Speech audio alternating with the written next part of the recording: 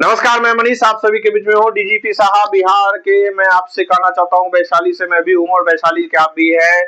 तो ये कहना यही है कि आपके डीजीपी बनने के बाद बिहार की स्थिति बहुत खराब हो गई है।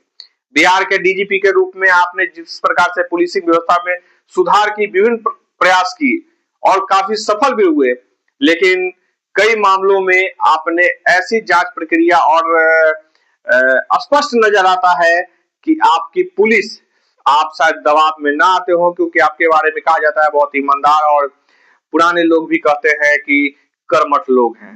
लेकिन डीजीपी साहब, आपकी पुलिसिंग खाकी वर्दी की प्रतिष्ठा बिहार में आपके अधीन है, आपसे जुड़ी हुई है।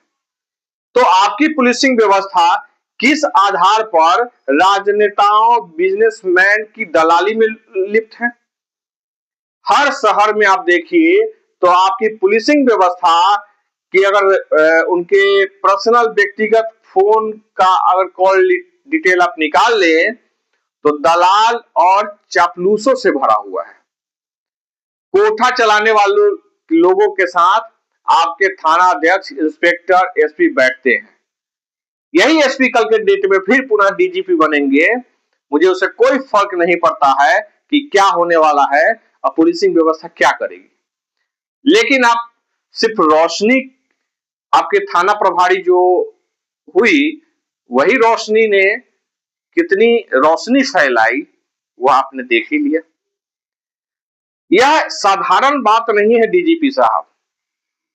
बिहार की व्यवस्था, पुलिसिंग व्यवस्था, जो मैं खुद व्यक्तिगत तौर पे यह मानता हूं कि सबसे निष्कृष्ट और कोई क्रिमिनल है, तो मुझे लगता है कि सम्राट, अशोक सम्राट को क्रिमिनल कहा पुलिस व्यवस्था ने। लेकिन मुझे लगता है कि पुलिस व्यवस्था, क्योंकि मैं एक बड़ा नाम लिया हूं आपके बीच में, आपने शहाबुद्दीन को कहा कि क्रिमिनल है और आप लोगों ने ही उसे संसद में बैठाया। यह स्थिति यह है कि उससे बड़ी आपराधिक सोच, प्रवृत्ति, संस्कार मैंने वैशाली में रहते हुए पुलिसिंग व्यवस्था का देखा। कौन से केस में बिहार की पुलिस ने कोई रिजल्ट दिया हो? बड़े बड़े लोगों के घटनाएं, दुर्घटनाएं हो जाती हैं, वो भी राजघरानों में, या राजघराना मतलब आज का राजघराना होता है सत्ता में बैठे हुए राजघराने, सत्ता में बैठे हुए, सदन में बैठे हुए, उन्हें राजघराना कहते हैं। राजघराना आज दरभंगा महाराज नहीं है या उनका परिवार। बेतिया राजा का जमीन आपके ही कालखंड में सरकार ने कब्जा कर लिया। तो यह अवैध नीतियों पर आप लगाम नहीं लगा पा रहे हैं। बेटियों का शोषण हो रहा है। विभिन्न प्रकार की संस्थानें जो चल रही हैं उसमें अराजकता, अपराध, बलात्कार और छेड़खानी तो मामूली सी बात हो गई है। छेड़खानी को मामूली सी बात आप लोग समझते हैं और आपकी पुलिसिंग व्यवस्था पूर्ण रूपेण दलालों और चकला चालकों के अधीन है। आप वैशाली के ही 10 साल का रिकॉर्ड, मैं कहता हूं 10 साल के रिकॉर्ड में उठा के थाना प्रभारियों का, एसपी का और उनके व्यक्तिगत नंबरों का 10 साल का मोबाइल रिकॉर्ड निकाल लीजिएगा तो आपको पता चल जाएगा कि कितने दलाल थे यहाँ पे, एसपी से लेकर के सही पदाधिकारी।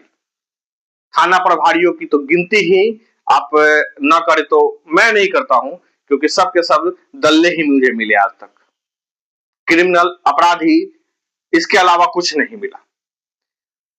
बिहार पुलिस के डीजीपी के रूप में आपकी यह भूमिका होनी चाहिए कि जो भी केस, एफआईआर दर्ज होता है और जो भी थाना अध्यक्ष उसका एफआईआर दर्ज करता है, अगर वह कभी भी सस्पेंड होता है या वह किसी भी आपराधिक प्रवृत्ति में पकड़ा जाता है या उस पर किसी भी प्रकार का आरोप लगता है, तो उसके द्वारा किए गए सभी एफआईआर का समीक्षा करिए और तब जाकर के कोर्ट में यह दीजिए कि हमारे थाना प्रभारी ने गलती की।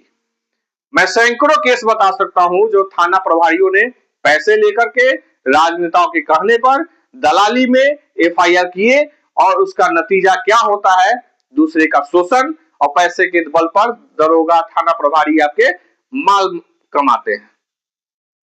डीजीपी साहब, सिर्फ इसलिए नहीं कह रहा हूं आज आपको कि आप वैशाली के हैं, मैं इसलिए कह रहा हूं कि जो कांड नीट की तैयारी करने वाली बच्ची के साथ पटना में हुआ, उसमें पूरी की पूरी पुलिसिंग व्यवस्था ने पूरा का पूरा सत्यानाश कर दिया, और 2 लोगों को सस्पेंड करके आपने सिर्फ यह साबित कर दिया कि आप सम्राट चौधरी जैसे क्रिमिनल, हत्यारे, बलात्कारी लोगों के अधीन आते हैं, और इसलिए आपने सिर्फ सस्पेंशन किया।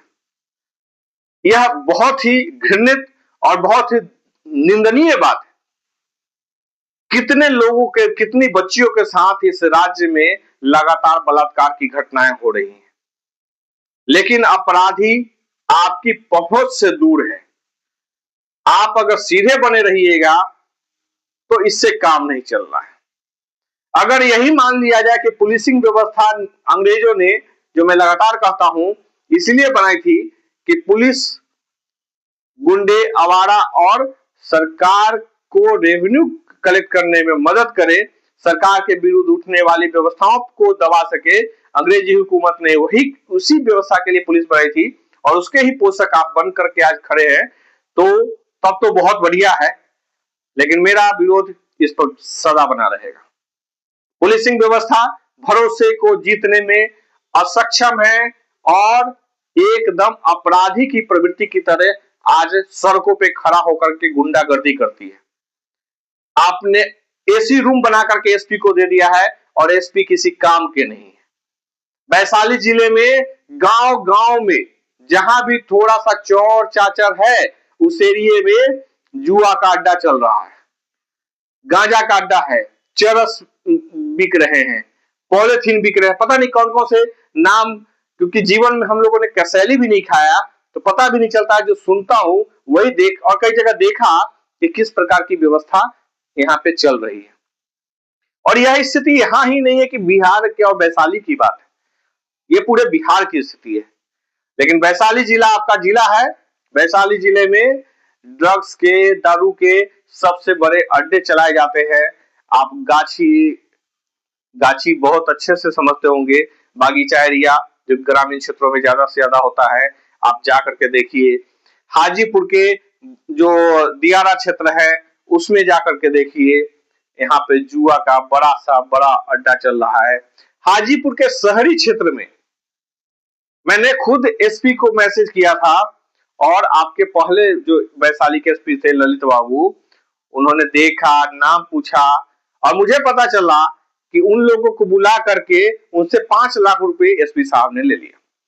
मैं एक आरोप नहीं लगा रहा हूं, जो मैंने सुना, क्योंकि मैंने उनको मैसेज किया, नाम भेजा, एसपी साहब ने मांगा उसका नाम, वो रिकॉर्डिंग में मैं डाल दे रहा हूं, ताकि यह आप ना कह पाए या कोई की ऐसे ही आरोप लगा दिया। मैंने उनको भेजा था, लेकिन यहाँ पे वीडियो में लगाऊंगा तो आपको दिक्कत हो जाएगी। मैं डीजीपी साहब इसको मैं बजाते आज के डेट में ही स्क्रीनशॉट मैं आपको मेल कर दूंगा, ताकि आपके रिकॉर्ड में रहे कि आपके एसपी ने मुझसे मांगा और मैंने दिया, और उसके बाद एसपी साहब को दिन रहे और खसक गए, नाम मांगने के बाद कुछ नहीं किया। तो यह पुलिसिंग व्यवस्था का एक अपराधीकरण हो रहा है, और पुलिस समाज का भला नहीं कर रही है।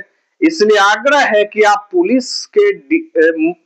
पुलिस के मुखिया हैं बिहार में, आप सरकार, सिस्टम और पब्लिक से आग्रह कर लीजिए कि पुलिस व्यवस्था को खत्म कर दिया जाए, क्योंकि खाकी वर्दी इस देश के लिए अंग्रेजों के काल की तरह ही आज भी खतरा पैदा कर रही है, समाज को तोड़ने, लूटने, खसोटने का काम कर रही है, अराजकता और अपराधियों को बढ़ाने का काम करती है।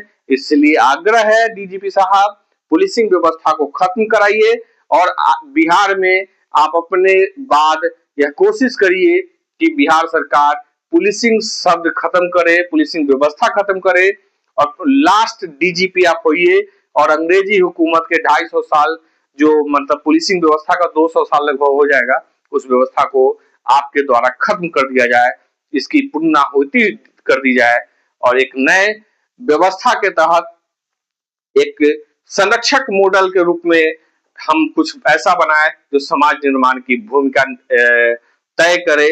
क्योंकि अगर पुलिसिंग व्यवस्था बहुत अच्छी होती तो आप ओपी को थाना नहीं बनाते और कई ओपी और नहीं खोल देते। आप लगातार संख्या बढ़ाते जा रहे हैं। आपके रीजन में कई वैशाली जिला में ओपी थाना बढ़ गए, तो इस सब पर फोकस करिए, ध्यान रखिए कि नहीं चल रहा है पुलिस से अगर पुलिसिंग व्यवस्था सही से, तो इस व्यवस्था को ही खत्म करने का आग्रह करिए। और मेरा आग्रह होगा बिहार के पुलिसिंग व्यवस्था के या पूरे या बिहार को ही लेकर चलिए कि आप अंतिम डीजीपी रहिए और इसके बाद पुलिस का खात्मा आपके ही रीजन में हो जाए। आपका बहुत बहुत धन्यवाद डीजीपी साहब, शुक्रिया। कुछ भी विरोधाभास लगे तो मुझसे आप जरूर बात करिएगा।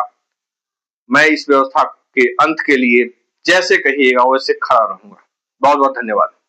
आप संपर्क कर सकते हैं 7070777733 पर।